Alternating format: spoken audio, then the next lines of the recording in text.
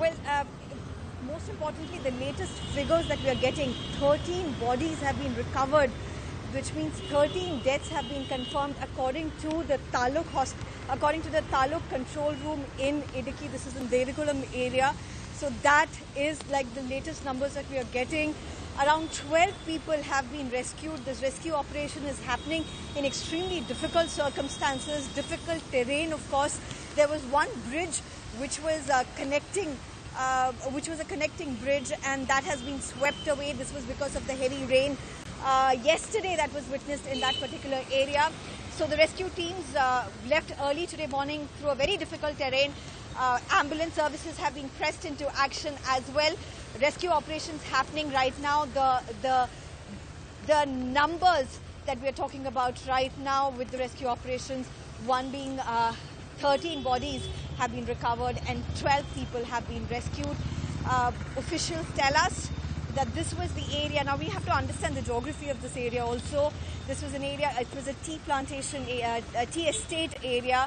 This was the area where people who were working at that estate, who were living, there were around 4 lanes or 4 lines, as they say, of people living in that particular area, and all of that seems to be totally destroyed. We do not know how many are fear trapped there. However, officials have said that 70 to 80 people, anywhere between 78 to 83 actually, would be the numbers that would be living at a given point of time there. So rescue operations still underway in that area. The Chief Minister has sought assistance from the Air Force for helicopters to help with the rescue operations again because of the nature of terrain. Fire and fire rescue force, they all have moved towards that area to help. NDRF teams already there. The Chief Minister has said that. Even NDRF teams who are positioned in other districts nearby have also been moved to that particular area. But we must remember this is difficult terrain to get to, especially considering it's also a red alert in Idukki for extremely heavy rainfall. So that also being a concern. That's the latest that we are getting about the landslide in Idukki. Situation definitely looking extremely worrying at this point.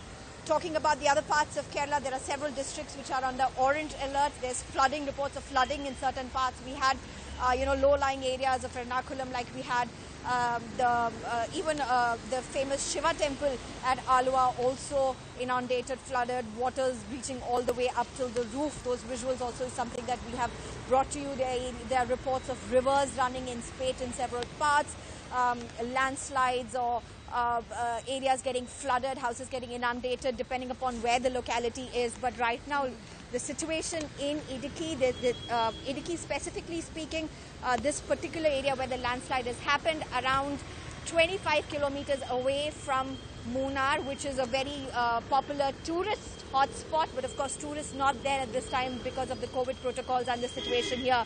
So also important for all of us to remember that these rescue operations, relief efforts, all of this happening, also keeping in mind the threat of COVID.